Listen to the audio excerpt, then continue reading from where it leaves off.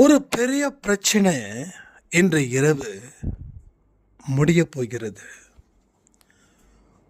உங்க கணவரோ உங்க மனைவியோ இல்லை வேறு எவரோ உங்களுக்கு எதிராக செயல்பட்டு நீங்க எந்த காரணத்தை கொண்டும் அவர்களுக்கு திருப்பி எந்த விதமான வார்த்தை போர்களையும் செய்யாமல் சாயப்பா முன்னாடி 2 கைகளை வைத்து இந்த வார்த்தைகளை சொல்லுங்க.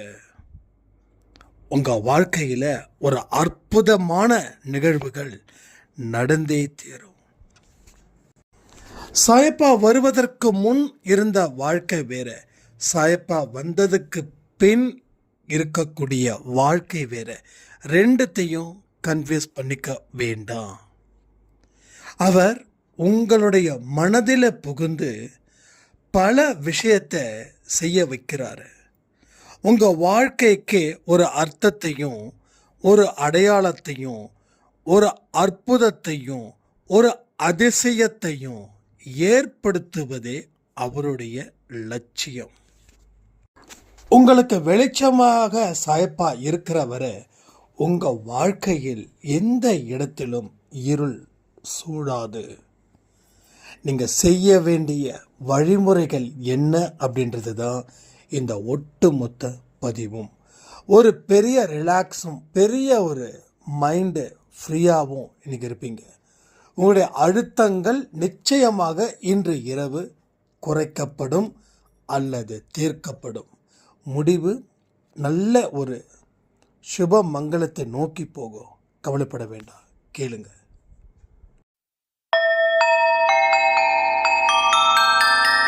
ஓம் சாயிரா சாயிரா, ஓம் சாயிரா சாயிரா, ஓம் சாயிரா சாயிரா, அன்பே சாயிரா, பேரன்பே சாயிரா, அகிலம் தளிக்க ஆத்மா விழிக்க அனுதினம் சாயிரா, எங்கள் அன்பே சாயிரா.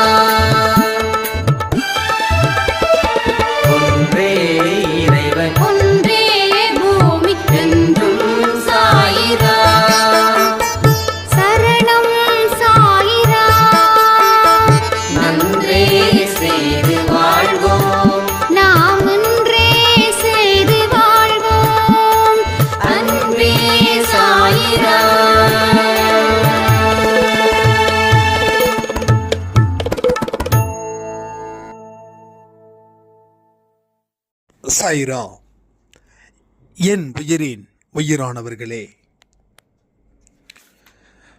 ஒரு சாய்ராமுடைய பதிவு நிச்சயமா நீங்க அதை கேட்கணும். என்னோட வாழ்க்கையில் நான் எல்லாத்தையும் இழந்து இதற்கு மேலே நம்ம வாழ்க்கை வாழ முடியாது, அதனால் வாழ்க்கை போகிற வழியில் போகட்டும், நாம் செய்த தவறுக்கு நாம் இந்த தண்டனையை அனுபவிக்கிறோம், இப்போ இந்த தவறை திருத்திக்கிட்டால் மட்டும் நம்ம வாழ்க்கையில் வாழ்ந்துட முடியுமா என்ன? ஆனாலும் தவறை செய்யக்கூடாது அந்த லட்சியத்தில் நான் வாழ்ந்தேன். ஆனால் வாழ்க்கைக்கு ஒரு அர்த்தம் வேணும் இல்லைங்க? அந்த அர்த்தம் இருந்தால் தானே கொஞ்சமாவது நம்ம சாகும்போது சந்தோஷமாக சாக முடியும் அப்படின்னு அர்த்தத்தை தேட ஆரம்பித்தேன். அர்த்தத்தை தேடின உடனே என் வாழ்க்கையில் நான் என்ன கேட்கணும் என்ன பார்க்கணும் அப்படின்னு அவர் தீர்மானிச்சிருக்காரு. அப்படி தீர்மானிக்கப்பட்டவைகளை ஒன்று தான் இந்த அன்பே சாய் பதிவும் கூட. அப்போ நான் யோசித்தேன் எல்லா விஷயத்தையும். ஸோ வாழ்க்கை மாற்றணும் அப்படின்ற எண்ணம் நமக்கு வந்ததே இல்லையே. ஆனால் இந்த எண்ணம் எதனால் எப்படி வந்ததுன்னு நான் தீவிரமாக யோசித்தேன். அப்போ தான் ஒரு விஷயம் புரிஞ்சது. வாழ சொல்கிறது கடவுள் தானே தவிர நீங்கள் இல்லை அப்படின்னு முடிவு பண்ணேன். சரி, அர்த்தம் நிறைந்த வாழ்க்கையை வாழணும்னா என்ன செய்யணும் அப்படின்னு பல அறிவுகளை அன்பே சாய் ஆடியோக்கள் மூலமாக நான் பெற்றேன். அதன்படி இந்த நிமிஷம் வரைக்கும் நடந்துக்கிட்டு இருக்கிற சொன்னால் நம்ப மாட்டீங்க. வாழ்க்கையில் எதையெல்லாம் இழந்தேனோ அதை எல்லாத்தையும் திரும்ப நான் பெற்று இன்னைக்கு சந்தோஷமான ஒரு அர்த்தமான வாழ்க்கையை நான் வாழ்ந்துக்கிட்டு இருக்கேன். அதனால் அன்பே சாயில் இருக்கக்கூடிய அத்தனை சாய்ப்பாவோட குழந்தைகளுக்கும் நன்றி அப்படின்னு சொன்னாங்க. இதில் இருந்து என்னங்க நமக்கு தெரியுது? என்ன தெரியுது? ஏதோ ஒரு அர்த்தத்தை நம்ம தேடுறோம் அப்படின்னு உங்களுக்கு தெரியுதா? இன்னைக்கு இருக்கக்கூடிய துன்பத்தை பார்த்து நம்ம கஷ்டகாலம் அப்படின்னு நினைக்கிறோம். ஆனால் உங்களுக்கு எதிர்பார்க்காத ஒரு நேரத்தில் சந்தோஷமான செய்திகளை சாயப்பா கொடுத்தாரா? அப்போ அந்த சாய்ராமுக்கு நடந்தது போல தானே உங்கள் வாழ்க்கையிலையும் நடக்க போகுது. அப்போ உங்களுக்கு உள்ள அவர் இருந்து உங்கள் வாழ்க்கையை சீர்படுத்துகிறாரு அப்படின்ற ஒரு விஷயம் இந்த சாய்ராம் மூலமாக உங்களுக்கு சாயப்பா தெரியப்படுத்தக்கூடிய மிக முக்கிய செய்தி தான் இந்த செய்தி. ஸோ வாழ்கிறோம், சாகுறோம், ரெண்டு தானே நடக்குது. வாழ்ந்தாச்சுன்னா அடுத்தது முடிவு சாவை நோக்கி தான். பட் அது எப்படி இருக்கணும் அப்படின்ற ஒரு விஷயத்தை தான் நாம் செய்யாமல் இருக்கிறோம். நீ சந்தோஷமான மனிதனாக இந்த மண்ணுலகை விட்டு போகணும். நீ நம்பிக்கையை ஏற்படுத்தின ஒருவனா இந்த மண்ணை விட்டு போகணும். நீ எல்லாரும் மதிக்கக்கூடியவனா இந்த மண்ணை விட்டு போகணும். நீ போனதுக்கு அப்புறம் 4 பேர் அழுவணும், 4 பேர் சிரிக்கக்கூடாது. இவன் பூமிக்கு பாரம் அப்படின்னு சொன்னால் நம்ம ஆன்மா ரொம்ப ரொம்ப அழ ஆரம்பிச்சிடும். இவன் இந்த பூமிக்கு சொக்க தங்கம் அப்படின்னு நினைக்கிற அளவுக்கு நீங்கள் வாழணும். வாழ்வீங்களா? வாழ முடியுமா? நீங்கள் வாழ முடியும்னு மட்டும் சொல்லுங்கள், வாழ்ந்துடுவீங்க. யோசிக்கணும்னு நினைச்சாவே உங்களால் வாழ முடியாமல் போயிடும். அவ்வளோ பவர் இருக்குது எதிர்மறை எண்ணங்களுக்கு. பொய்களுக்கு பவர் இருக்கா இல்லையா? கிசுகிசுக்கு பவர் இருக்கா இல்லையா? அதனால தான் சொல்கிறேன், உண்மையை விட பொய் ரொம்ப பவர்ஃபுல். அது எந்த அளவுக்கு பவர்ஃபுல்லாக இருக்குதோ அந்த அளவுக்கு நம்மளை அடையாளம் தெரியாமல் அழிச்சிடும். ஆனால் உண்மை ஸ்லோவாக தான் வேலை பார்க்கும். ஆனால் அது ஒரு அற்புதத்தை நம்ம வாழ்க்கையில் நடத்தாமல் நிச்சயமாக போகாது. ஏன்னா உண்மைக்கும் கடவுளுக்கும் நெருங்கிய தொடர்பு, உண்மைக்கும் காலத்துக்கும் நெருங்கிய தொடர்பு, உண்மைக்கும் நல்ல நல்ல பெரியவர்களுக்கும் நெருங்கிய தொடர்பு இருக்குது. உண்மை யாருக்கு சொந்தம்னா நல்லதை நினைக்கிறவங்களுக்கு உண்மை சொந்தம். அப்போ அந்த உண்மை உன்னை மெதுவாக தான் வாழ வைக்கும். ஆனால் உன்னுடைய கண்களில் இருந்து ஒரு சொட்டு கண்ணீர் வராத அளவுக்கு உன்னை அது சந்தோஷத்தில் தள்ளும். ஆனால் பொய் ஒரு பவர்ஃபுல்லான ஒரு விஷயமா இருக்கும். அது பலருக்கு மரியாதையும் கொடுக்கும். ஆனால் சுயரூபம் தெரிஞ்சிடுச்சுன்னா அது விட்டு விலகிடும். ரைட்டா? அதனால் உங்கள் வாழ்க்கையில் இந்த செகண்டு கஷ்டப்படுறீங்க, ஆனால் அடுத்த செகண்டு ஒரு எதிர்பாராத சந்தோஷம் வரும். அப்போ இந்த கஷ்டம் மறைஞ்சிடும், சந்தோஷம் ஆரம்பமாகும். அப்போ நம்மளுடைய வாழ்க்கை எதை நோக்கி போகணும் அப்படின்னா, நம்ம வாழ்க்கையில் மேல்மட்டத்தை நோக்கி போகணும், தாழ்வு நிலையை நோக்கி போகக்கூடாது. அப்போ தான் நம்ம வாழ்க்கையில் மென்மேலும் நம்மளால் பல வெற்றிகளை பெற்று ஒரு உயர்ந்த ஒரு லட்சியமான வாழ்க்கையை வாழ முடியும். இல்லைன்னா ரொம்ப கஷ்டம். அடிப்படை உண்மைகளை தெரிஞ்சுக்கிற வேண்டியவன் மனிதன்.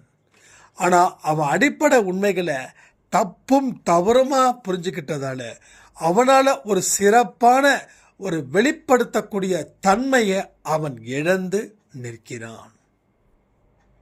அவனுக்கு அவன்தான் முட்டுக்கட்டை போடுறான். அப்போ கடவுள் உங்களை வாழ வைக்கிறதுக்கு தான் இவ்வளவு பெரிய விஷயத்தை செய்கிறார். அப்போ இந்த சாய்ராமுடைய அனுபவம் பாருங்க, இதுக்கு மேலே முடியாது, ஆனால் வேற வழியில் வாழ்ந்து தான் ஆகணும். உண்மையிலே எனக்கு அந்த அம்மாவுடைய தாட்டு தான் எனக்கும் பல வருஷத்துக்கு முன்னாடி வந்தது. இதுக்கு மேலே முடியாது, இதுக்கு மேலே ஒன்றும் செய்ய முடியாதுன்றதை நான் 100க்கு 100 நம்பினேன். ஆனால் அதுக்கு பின்னாடி ஒரு விஷயத்தையும் நான் யோசித்தேன். வாழதான் முடியாது, அட்லீஸ்ட் எதையாவது செய்யலாமே, அதாவது ஒரு அடையாளத்தை ஏற்படுத்தலாமே, அதை ஏன் சும்மா விடணும் அப்படின்னு நினைக்கும் போது தான் ஒரு படிக்கட்டு ஏறும்போது அடுத்த காட்சி தெரியுது, அடுத்த படிக்கட்டு ஏறும்போது இன்னொரு காட்சி தெரியுது, இப்படி ஒரு படிக்கட்டிலையும் ஒரு காட்சி தெரியுது. அப்போ யார் வாழ வைக்கிறாருன்னா நம்ம உள்ளுக்குள்ள வந்து நம்ம சாயப்பா நம்மளை வாழ வைக்கிறார். இந்த முதப்படியை மட்டும் ஏற என்ன பிரச்சனை அப்படின்றார், அவ்வளோதானே ஏறிடுற. ஸோ ஏறின உடனே 2வது படி தானே என்ன பிரச்சனை ஏறுன்றார், 2வது படி ஏறுறோம். இப்படி தான் ஒவ்வொரு படிக்கட்டா அவர் நம்மளை ஏற வைக்கிறார். அப்போ உங்கள் வாழ்க்கையில் எதை விடணும்? வாழ்க்கையில் நடந்த மோசமான சம்பவத்தை விடணும். மனதளவில் விட்டு விலகி நின்று உன்னுடைய வழியை நீ தொடங்கு. மனதளவில் விட்டு விலகணும், பேருக்காக விலகக்கூடாது. பேருக்காக விட்டோம் அப்படின்னா அது என்னைக்கும் உன்னை தாக்கும். கணவர் சரியில்லை, கணவருக்கு இன்னொரு பெண்கள்கிட்ட தொடர்பு இருக்குதுன்னு ஒரு சாய்ராம் ரொம்ப ஃபீல் பண்ணாங்க. நான் கேட்குறேன், நீங்கள் ஏன் ஃபீல் பண்ணணும்? நீங்கள் ஃபீல் பண்ணதில் அர்த்தம் இருக்கிறதா நீங்கள் நினைக்கிறீங்க, ஆனால் அது அர்த்தம் இல்லைன்னு நான் சொல்கிறேன். எப்படி தெரியுமா? நீங்கள் தப்பான வழியில் போனால் தான் நீங்கள் ஃபீல் பண்ணணும். உங்கள் கணவர் தப்பான வழியில் போனால் நீங்கள் ஃபீல் பண்ண வேண்டிய அவசியமே இல்லை. நீங்கள் சொல்லியிருக்கீங்க, இல்லை பையன் சம்பாதிக்கிற அத்தனையும் என்னுடைய கணவர் இல்லீகல் இருக்கக்கூடிய ஒரு லேடிக்கு தூக்கி கொடுக்குறாரு, நாங்கள் பாதிக்கப்படுறோம். அப்போ நீங்கள் பாதிக்கப்படுறதால நீங்கள் ஃபீல் பண்ணுறீங்க, சரியா? நான் ஒரே விஷயம் சொல்கிறேன், நாம் பாதிக்கப்படுறோன்னு நாம் தப்பு கணக்கு போடுறோம். ஆனால் ஒரு சைடில் நம்ம பாவம் தீர்வதற்காக தான் இந்த பாதிப்பு நம்மக்கிட்ட இருக்குது. அதனால் உங்களால் என்ன முடியுதோ அதை செய்யுங்க. முடியாததை செய்ய ஆரம்பிச்சிங்கன்னா தப்பே பண்ணாமல் நீங்கள் தண்டனையை அனுபவிக்க வேண்டிய நிலை வந்துடும். அப்போ இது என்னதான் முடிவு? அந்த முடிவு கடவுள்கிட்ட இருக்குது. ஆனால் முடிவு உங்களுக்கு சாதகமாக இருக்கணும் அப்படின்னா மனதளவில் அதை தூக்கி எறிங்க. அடுத்தது என்னன்றது தான் பார்க்கணுமே தவிர பின்னாடி பார்த்துக்கிட்டே இருக்கக்கூடாது. பின்னாடி பார்த்துக்கிட்டே கீழே விழுந்துருவோம். முன்னாடி பாருங்க, அப்போ தான் அடுத்த நகர்வுகள் நமக்குள்ளே இருக்கும். நகர்வுகள் இல்லை அப்படின்னா வாழ்க்கையில் எதையுமே கண்டறிய முடியாது. வீட்டுக்குள்ளே இருந்தால் வெளியே உலகம் எப்படி தெரியும்? வெளியில் சுற்றிட்டு இருந்தால் வீட்டில் இருக்கக்கூடிய உலகம் எப்படி தெரியும்? சில பேர் பார்த்தீங்கன்னா பெரிய பிஸ்னஸ் மேனாக இருப்பாங்க, ஹஸ்பண்ட் அண்ட் ஒய்ஃப் 2 பேருமே. அந்த அம்மா வந்து ரொம்ப பிஸியாக இருப்பாங்க ஒர்க்கில். அப்பா வந்து ஊராக சுற்றுவார், இல்லை நாடாக சுற்றுவார். ஆனால் பையனோட நிலைமை என்ன ஆகும் தெரியுமா? பையன் கண்டிப்பாக ஒன்று தப்பான வழியில் வாழுவான், இல்லை மனசில் அழுத்தத்தின் காரணமாக வாழுவான். ஆக 2 வாழ்க்கையும் அந்த பையனுக்கு இடைஞ்சலாக இருக்கும். ஸோ வெளியிலையும் ஒரு கண் இருக்கணும், வீட்டிலையும் ஒரு கண் இருக்கணும். இந்த 2த்தையும் எந்த மனுஷன் சரி விகிதமாக அவன் பயன்படுத்துகிறானோ அவன் குடும்பம் ஆசீர்வதிக்கப்பட்டதாக இருக்கும். ஸோ தவறுகளை நாம தான் செய்கிறோம். அந்த தவறுகளை செய்கிறதால தான் புது கர்மா உருவாகுது. அந்த புது கர்மா உருவாகிறதால தான் புது துன்பம் முளைக்குது. வேற வழியே இல்லை. ஆர்குமெண்ட்டால், சண்டை போடுறதால எதுவுமே இங்கே நடக்காது. அதை புரிஞ்சுக்கோங்க. ஒருத்தவங்களை திருத்தணும்னு நினச்சிங்கன்னா என்ன திருத்த முடியும்? நான் தெரியாமல் கேட்குறேன். ஒருத்தன் தப்பு பண்ணுறான் அப்படின்னா அவனுக்கு தெரியாதா அது தப்புன்னு? நீங்கள் சொல்லுங்கள், தெரியாதா? வயசன 5 இல்லை 10 இல்லை 15 இல்லை 18 தாண்டினாவே அடல்ட். ஏன்னா 18 இயர்ஸ் வரைக்குமே ஒன்றும் தெரியாது உலகம். 18 தாண்டினாவே உலகம் தெரிஞ்சிடும். அப்போ 30 வயசில் இருக்கிறவங்களுக்கு உலகம் தெரியாதா? நீங்கள் சொல்லி தான் அவங்க திருந்த முடியுமா? பாவம் செய்கிறது அவங்களுக்கு சந்தோஷத்தை கொடுக்குது. அந்த சந்தோஷத்துக்காக அவங்க பாவம் செய்கிறாங்க. ஆனால் பாவம் செய்கிறது தப்புன்னு தெரிஞ்சும் அவங்க செய்கிறாங்க அப்படின்னா நீங்கள் அங்கே போயிட்டு ஆர்கியூ பண்ணி நீ நல்லவனா மாறுன்னா ஹரிச்சந்திரனா மாறிடுவாங்களா? சொல்லுங்கள். அப்போ என்ன ஆகுது? நீங்கள் திருப்பி அவங்க மேலே கடுப்பாக வார்த்தைகளை வீசுறீங்க, கோபமான வார்த்தைகளை வீசுறீங்க. அது திருப்பி உங்களையே தாக்கும். இது நமக்கு தேவையா? சொல்லுங்க, இது நமக்கு தேவையா? நாம் தவறு செய்தால் நாம் ஃபீல் பண்ணலாம். பிறர் தவறு செய்யும் போது நாம் எதற்கு ஃபீல் பண்ண வேண்டும்? இதுக்கு என்ன பதில்?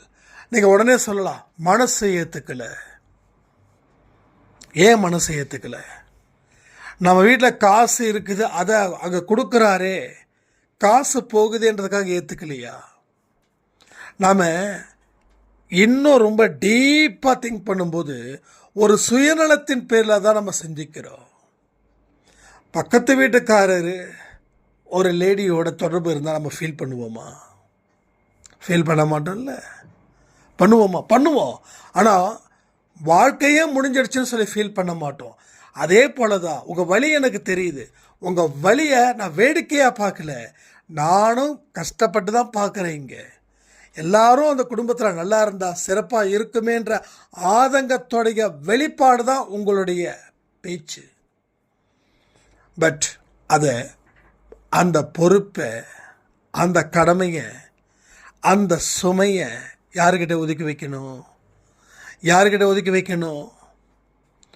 கடவுள்கிட்ட ஒப்படைக்கணும். அதாவது நான் ஏற்கனவே சொல்லியிருக்கேன்னு நினைக்கிறேன், ஒரு தலைவலினா சும்மா நம்மளை தெரிஞ்ச மாத்திரை போட்டு சாப்பிட்டுக்கலாம். ஆனால் அது தலைவலி இன்னும் தீவிரமாக அதிகரிச்சதுன்னா டாக்டர்கிட்ட தான் விடணும். நாமளா திரும்ப திரும்ப திரும்ப நம்ம உடம்ப கெடுத்துக்கக்கூடாது. அதே போல் உன்னால் ஒரு பிரச்சனை முடியுதா, அது உன்னால் தீர்க்க முடியுதா? முடிஞ்சால் நீ தீர்த்துடு. உன்னால் தீர்க்க முடியலையா, அதை கடவுள்கிட்ட ஒப்படைச்சிடு. தீர்க்க முடியாத பிரச்சனைக்கு நாம் மூக்கடி பட்டால் மூக்கு அருந்து போயிடும்.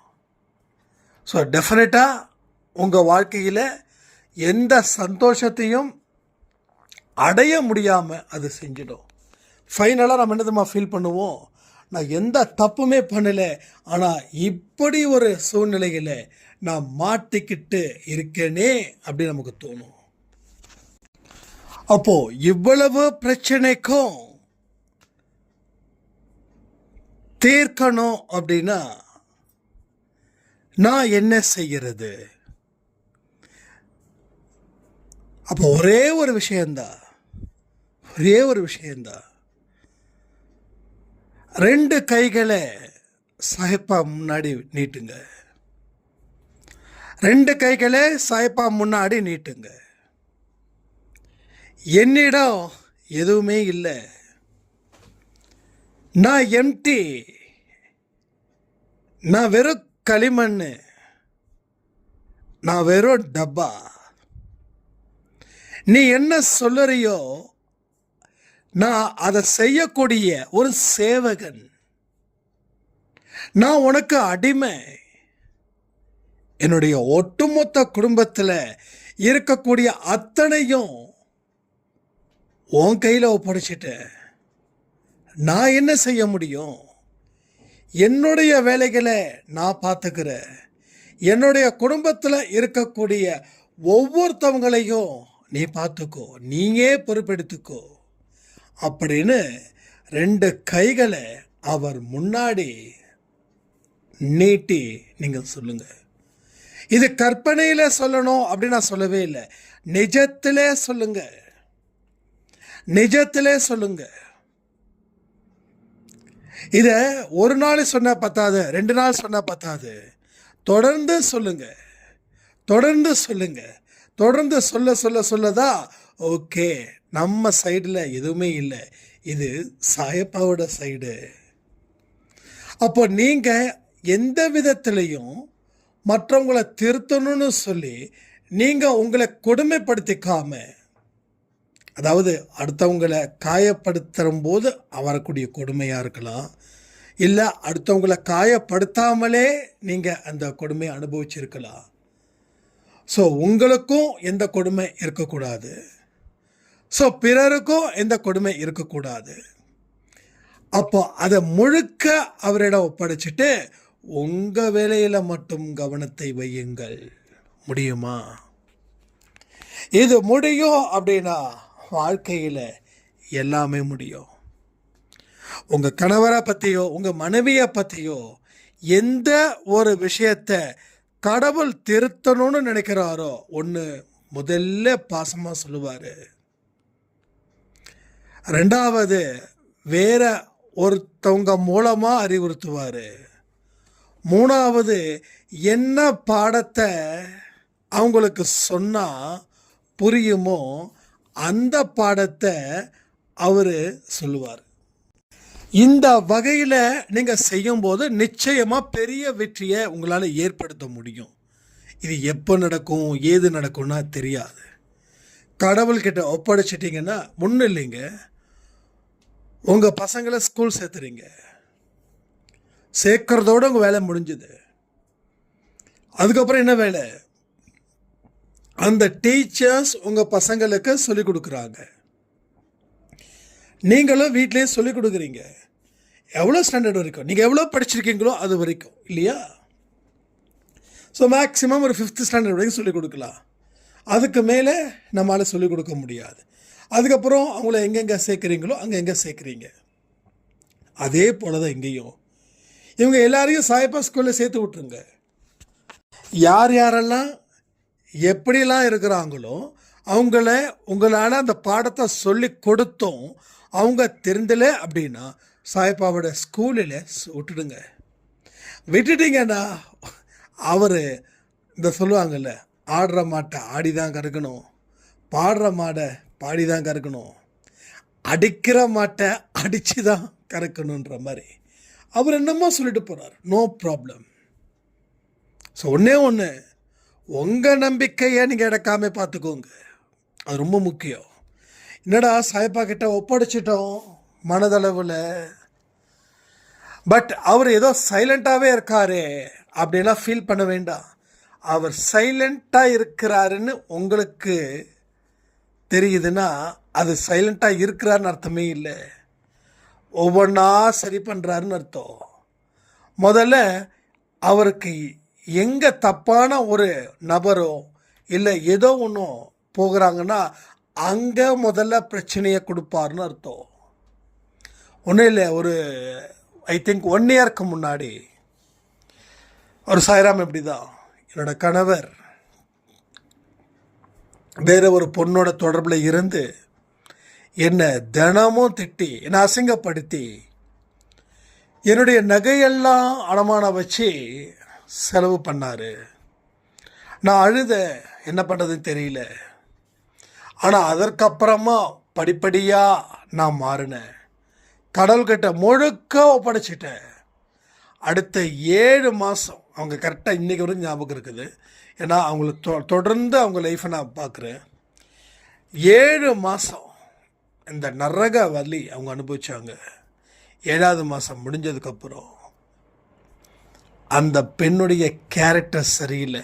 அந்த பெண், அதாவது யார் இல்லீகலாக வச்சுருந்தாங்களோ அந்த பெண்ணோட கேரக்டர் சரியில்லை. அந்த கேரக்டர்ஸை வெளியில் வர வர வர வர இவரால் முடியல. ஒரு இடத்துல கதறல், ஒரு இடத்துல ரொம்ப வீக்காகி, அதற்கப்புறமா தன்னுடைய மனைவியோட அருமை பெருமை தெரிஞ்சு உணர்ந்து இன்றைக்கி ஹாப்பியாக லைஃப்பை ரன் பண்ணுறாங்க. ஸோ என்ன நடந்துச்சு?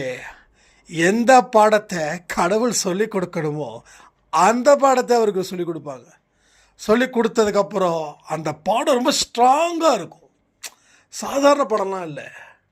ஏன்னா நீங்கள் உண்மையாக இருக்கும்போது உங்களுக்கு உங்களுடைய பார்ட்னர் லைஃப் பார்ட்னர் பொய்யா இருந்துட்டாங்கன்னா ரொம்ப சீக்கிரம் மாறிடலாம். ஒருவேளை நீங்கள் பொய்யா இருந்து அவர் மேலே நீங்கள் கேஸ் போட முடியாது. அது சாய்பா கிட்ட. ஸோ நீங்கள் உண்மையாக இருக்கீங்க, அவர் பொய்யா இருக்கார், கண்டிப்பாக உங்கள் கேஸ் ஜெயிச்சிடும். அப்போது அதை நீங்கள் யாருக்கிட்ட ஒப்படைக்கணும்? ஒப்படைக்க வேண்டியவர்கிட்ட ஒப்படைக்கணும். நம்ம சாயப்பா பல இடத்துல ஒரு அன்பானவராக இருப்பார். அந்த அன்புக்கு நாம் கட்டுப்படலைன்னா அவர் ஒரு ஹிட்லரை போலவும் மாறுவார். அவர் ஒரு ஹிட்லரை போலவும் மாறுவார். என்னடா அது ஹிட்லர், எப்படிலாம் சொல்ல முடியும்? என்ன வாய்க்கு வந்த மாதிரி பேசுகிறீங்க அப்படி எப்படின்னு கேட்கலாம். ஸோ அவர் ஹிட்லர் மாதிரி மாறுவாரா மாற மாட்டாரான்றதை நம்ம அன்பை சாய் குடும்பத்தில் இந்த சச்சரித்திரம்னு ஒரு புக் இருக்கு, அதை படித்தவங்க நீட்டாக சொல்லுவாங்க. நான் சொன்னால் கூட நீங்கள் நம்ப மாட்டீங்க, இன்னும் 10 பேர் சொல்ல நம்புவாங்க இல்லையா? இப்போ நான் கேள்வி கேட்குறேன், ஹிட்லரை போல அவர் இருந்தாரா இல்லையா? எவ்வளவுக்கு எவ்வளோ அமைதியோ அந்தளவுக்கு கோபமும் ரொம்ப ஜாஸ்தியாக இருக்குங்க. அதனால் நிறைய அவர் அன்பானவராக இருந்த போது அவரோட அன்புக்கு நான் கட்டுப்படலை. அவர் ஹிட்லராக மாறும்போது தான் நான் கட்டுப்பட்டேன். அதற்கு அப்புறமா அவர் என்னை அதை சொல்லுவாங்கல்ல, நம்ம தோலுக்கு மேலே பையன் வளர்ந்துட்டா அவனை அடிக்கக்கூடாது, ஏன்னா அவன் ஒரு மெச்சூரிட்டி வந்துடுவான். ஸோ எனக்கு அவர் கம்பெல்லாம் எடுத்தார், எல்லாமே எடுத்தார், எடுத்து அடித்தார், பண்ணார், செஞ்சார். ஆனால் அதுக்கப்புறம் வாழ்க்கையை நான் பயந்து வாழ்க்கையை மாற்றினேன். மாற்றினதுக்கப்புறம் இப்போ எனக்கு அடிலாம் இல்லை. ஏன் தெரியுமா?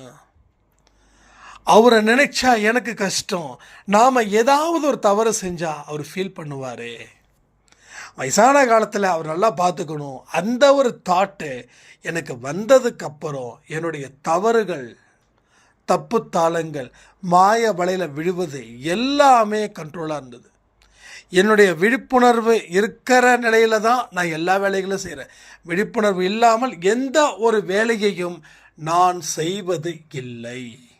இப்போயே சொல்கிறேன், நான் அப்படி தான் இந்த 5 வருஷமாக நான் வாழ்ந்துக்கிட்டே இருக்கேன். 2019 அப்படின்றத தாண்டி 2020ன்றத முழு மனதோடு சொல்லலாம். ஏன்னா 2019 தான் லேர்னிங்கில் இருந்தேன். 2020 இருந்து எக்ஸ்ட்ரா லேர்னிங் எனக்கு, அதாவது நார்மல் கிளாஸை விட இன்னும் எக்ஸ்ட்ரா கிளாஸஸ் சொல்லுவாங்க இல்லையா, அது போல். ஸோ நீங்களும் தெரிஞ்சுக்கோங்க, அவர் ஹிட்லரை போல மாறினாலும் உங்கள் வாழ்க்கையில் சகல சந்தோஷமும் கிடைக்கும். அதே போல் அவர் அன்பானவராக இருந்தாலும் சகல சந்தோஷமும் கிடைக்கும்.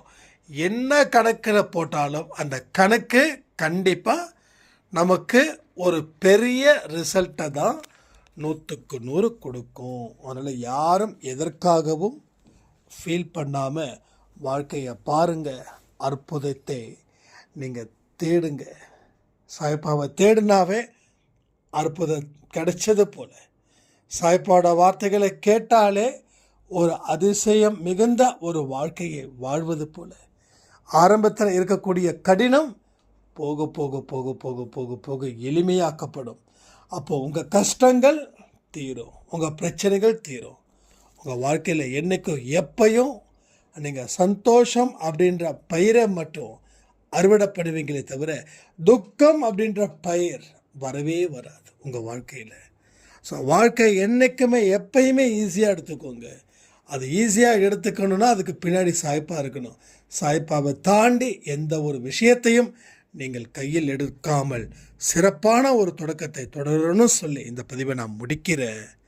நாளைக்கு காலையில் 4 மணிக்கு வெற்றி நிச்சயம் சாயின் சத்திய இதில் சந்திப்போம்னு சொல்லி இந்த பதிவை இதோடு முடிக்கிறேன். ஜெய் சாய்ராம்.